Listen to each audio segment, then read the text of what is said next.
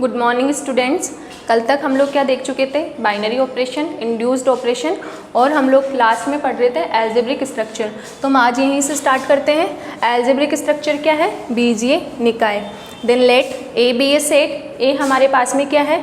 एक सेट है, और स्टार क्या है? बाइनरी ऑपरेशन है जो कि ए के ऊपर डिफाइंड है। Then A star is said to be algebraic structure. Then हमारे पास में ए स्टार क्या कहलाएगा? एल्जेब्रिक स्ट्रक्चर कहलाएगा। नाउ हम इसके कुछ एग्जाम्पल देखते हैं।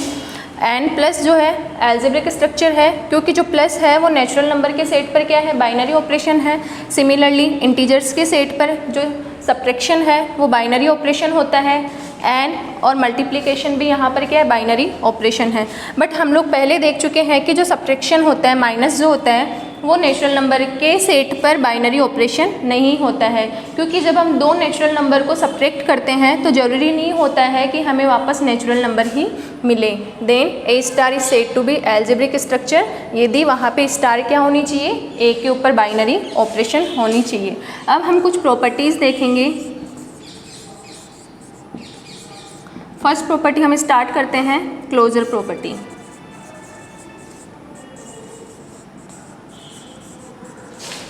संवृत क्लोजर प्रॉपर्टी क्या होती है? लेट ए हमारे पास में क्या है? एक सेट है, A be a set, and for all if for all A comma B belongs to A implies that A star B भी किसको बिलोंग करे? ए को बिलोंग करता हो। हमारे पास में ए क्या है? कोई भी सेट है। हमने सेट के कोई भी दो एलिमेंट ले लिए, ए कोमा बी। अगर ए स्टार बी भी किसके अंदर जाए? सेट ए के अंदर ही जाए, तब हम कहेंगे then A is closed on this operation. तब हम क्या कहेंगे कि जो हमारा जो सेट ए है वो इस बाइनरी ऑपरेशन के लिए क्या होगा? क्लोज्ड होगा। और हम पहले भी देख चुके हैं कि कोई भी स्टार या संक्रिया होती है वो किसी सेट ए पर बाइनरी ऑपरेशन कब कहलाती है? जब आप उस सेट के कोई से भी दो एलिमेंट्स लीजिए, और अगर ए स्टार भी सेट ए के अंदर बिलोंग करे तो स्टार को हम क्या बोलते हैं? Binary operation. Similarly closure property के लिए भी यही डेफिनेशन है। तो हम कह सकते हैं कि star is a binary operation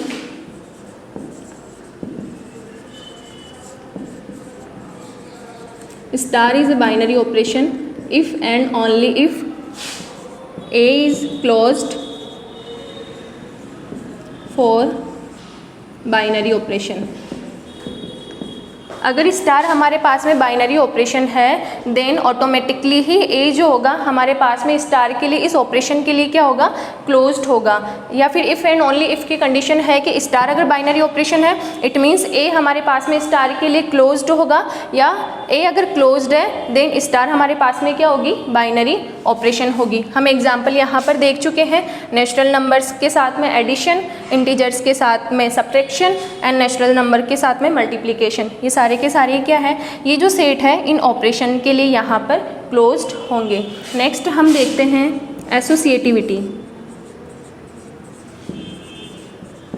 associativity को बोलते हैं हिंदी में साहचर्यता। साहचर्यता क्या होती है? Let A be a set. A हमारे पास में क्या है? एक सेट है। Then for all A B C belongs to A. यहाँ पे if for all A B C belongs to A star B star C equals to A star B star C. Associativity property क्या होती है कि आप set के किन्हीं भी तीन एलिमेंट्स के लिए अगर ये प्रॉपर्टी होल्ड होती हो, अर्थात इक्वेशन अगर होल्ड होती हो, देन हम कहेंगे कि जो हमारी जो यहाँ पर बाइनरी ऑपरेशन है स्टार ए स्टार, ये इस सेट ए के लिए किसको होल्ड करती है? एसोसिएटिविटी प्रॉपर्टी को होल्ड करती है। अब हम इसके एसोसिएटिविटी के कुछ एग्जाम्पल्स देखेंगे।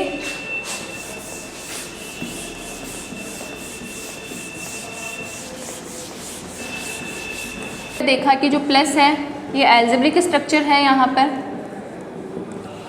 किसी भी प्रॉपर्टी के होल्ड होने से पहले वहाँ पर ज़रूरी है कि जो हम ए स्टार लेते हैं उसका एल्जेब्रिक स्ट्रक्चर होना ज़रूरी है। एल्जेब्रिक स्ट्रक्चर से तात्पर्य है कि वहाँ पर ऑपरेशन का क्या होना ज़रूरी है, बाइनरी ऑपरेशन होना ज़रूरी है। देन अगर हम 1 + 2 + 3 करें या 1 + 2 + 3 करें, ये दोनों आपस में क्या होंगे, इक्वल ही होंगे। देन यहाँ पर प्लस के लिए हमारे इस नेचुरल नंबर के सेट पे कौन सी प्रॉपर्टी होल्ड होती है, एसोसिएटिविटी प्रॉपर्टी। नेक्स्ट हम देखते हैं existence of identity.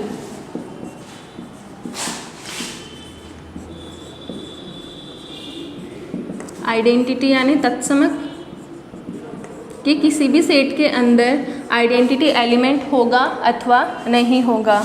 Late A be a set और ए स्टार हमारे पास में यहाँ पर क्या है, एल्जेब्रिक स्ट्रक्चर है। एल्जेब्रिक स्ट्रक्चर का होना ज़रूरी है, स्टार का बाइनरी ऑपरेशन होना ज़रूरी है। Then for all A belongs to A, if for all A belongs to A there exist E belongs to A such that A star E equals to A equals to E star A। अर्थात एक ऐसा element उस set के अंदर only one element होगा, एक ऐसा element जिसके हम ए के सारे एलिमेंट के साथ में अगर हम ऑपरेशन करवाते हैं, यहाँ पर कुछ होल्ड करवाते हैं ए स्टार ई, तो हमें वापस क्या मिलना चाहिए, ए ही मिलना चाहिए। एग्जाम्पल अगर हम देखें, नेचुरल नंबर का सेट ले लीजिए आप और एडिशन ले लीजिए यहाँ पर। देन हम क्या देखते हैं कि for all A belongs to natural number, सारे के सारे एलिमेंट कहाँ से आ रहे हैं, नेचुरल नंबर में से आ रहे हैं। तो हमारे पास में जो एडिशन है कि इस for all A belongs to natural number के लिए हम ए के अंदर क्या ऐड करें कि हमें वापस ए ही मिल जाए यहाँ पर। तो यहाँ पर आइडेंटिटी एलिमेंट क्या होगा, 0। बट हम क्या देख रहे हैं कि जो हमारा आइडेंटिटी एलिमेंट है वो कहाँ से होना चाहिए, सेट में से ही होना चाहिए। बट जो 0 है वो नेचुरल नंबर को बिलोंग नहीं करता। In that condition there does not exist identity element in this natural number. तो यहाँ पर इस एल्जेब्रिक स्ट्रक्चर के अंदर एग्जिस्टेंस ऑफ आइडेंटिटी नहीं होगा। नेक्स्ट एग्जाम्पल हम देखते हैं।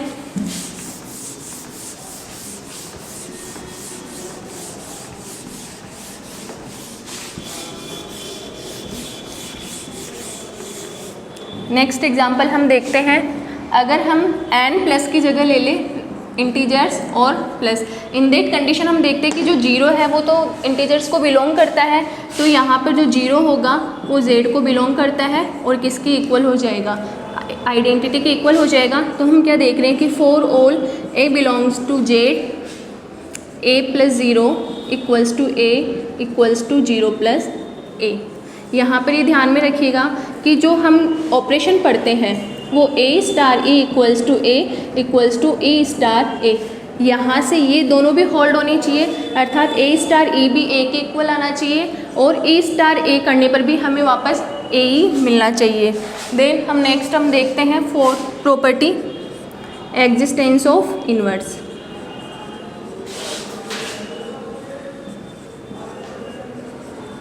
इनवर्स को बोलते हैं हिंदी में प्रतिलोम।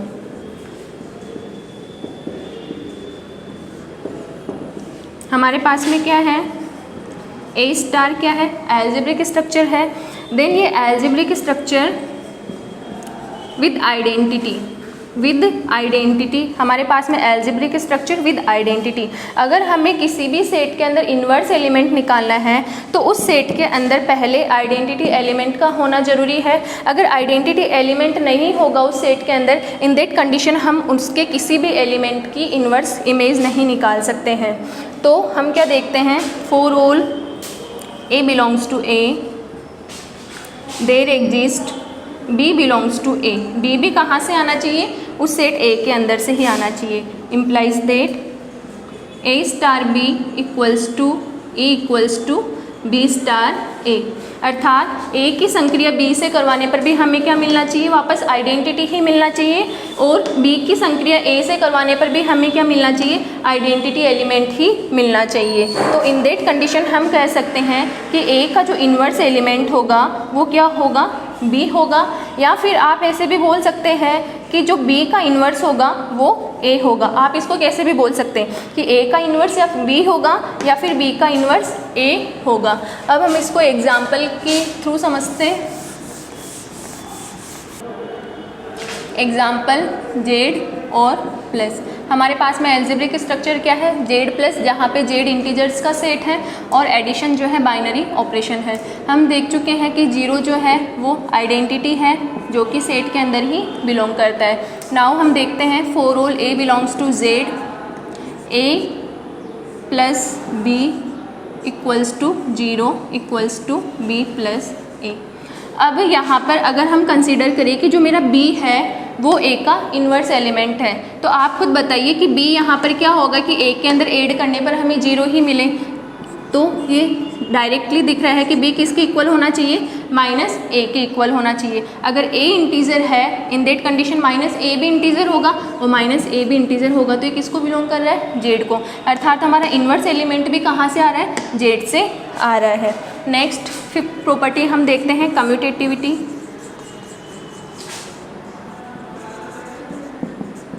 क्रम विनिमयता।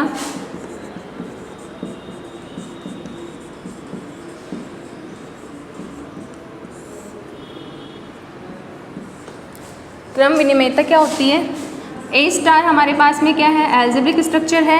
Then for all A comma B belongs to A implies that if for all a comma b belongs to a star b equals to क्या हो, b स्टार a हो।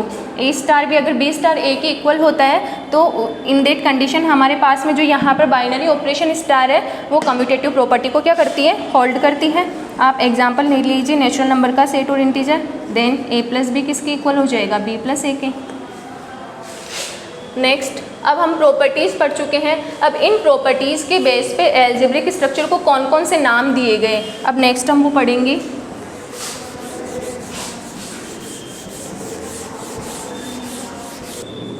प्रॉपर्टीज़ हमने फर्स्ट कौन सी पढ़ी थी, क्लोजर। सेकंड हमने पढ़ी associativity. Third पढ़ी हमने existence of identity.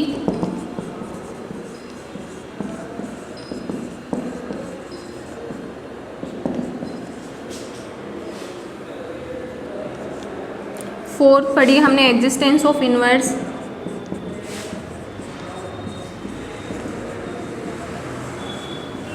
And fifth हमने पढ़ी कम्यूटेटिव।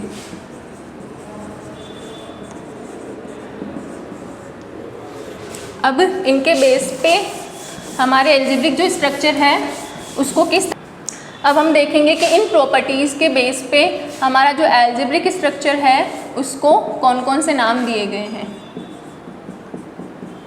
अगर ओनली फर्स्ट प्रॉपर्टी होल्ड होती, क्लोजर प्रॉपर्टी होल्ड होती है, देन इसको हम बोलेंगे ग्रुपोइड या फिर क्वासी ग्रुप। ग्रुपोइड को हिंदी में बोलते हैं समूहाप और क्वासी ग्रुप को बोलते हैं कल्प समूह।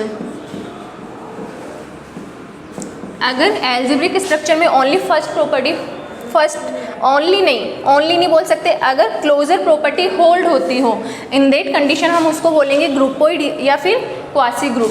सेकंड,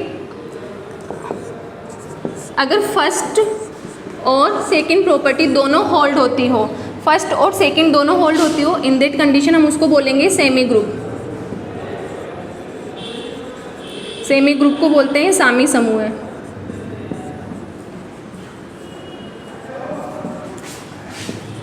और अगर फर्स्ट और थर्ड होल्ड होती हो इन दैट कंडीशन हम उसको बोलते हैं लूप।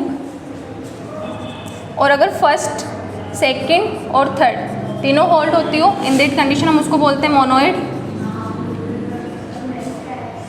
और अगर फर्स्ट, सेकंड, थर्ड और फोर्थ अगर ये चारों होल्ड होती हो इन दैट कंडीशन हम इसको बोलते हैं ग्रुप।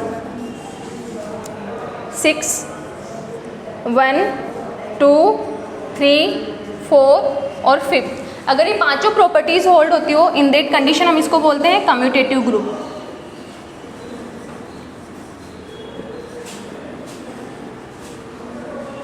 कम्यूटेटिव ग्रुप जो है वो ग्रुप हो सकता है, बट ग्रुप जरूरी नहीं होता है कि कम्यूटेटिव ग्रुप हो। अगर किसी एल्जेब्रिक स्ट्रक्चर के अंदर फिफ्थ प्रॉपर्टी होल्ड नहीं होती है, इन दैट कंडीशन वो हमारा कहलाएगा नॉन अबेलियन ग्रुप या फिर नॉन कम्यूटेटिव ग्रुप। आप इसको कम्यूटेटिव ग्रुप भी बोल सकते हैं या फिर अबेलियन ग्रुप भी बोल सकते हैं। ये हमने एक तरीके से माइंड में रखने के लिए लिख लिया है, बट एग्जाम में आपके डेफिनेशंस आएगी तो नेक्स्ट हम इनकी फेयरली डेफिनेशंस लिखेंगे।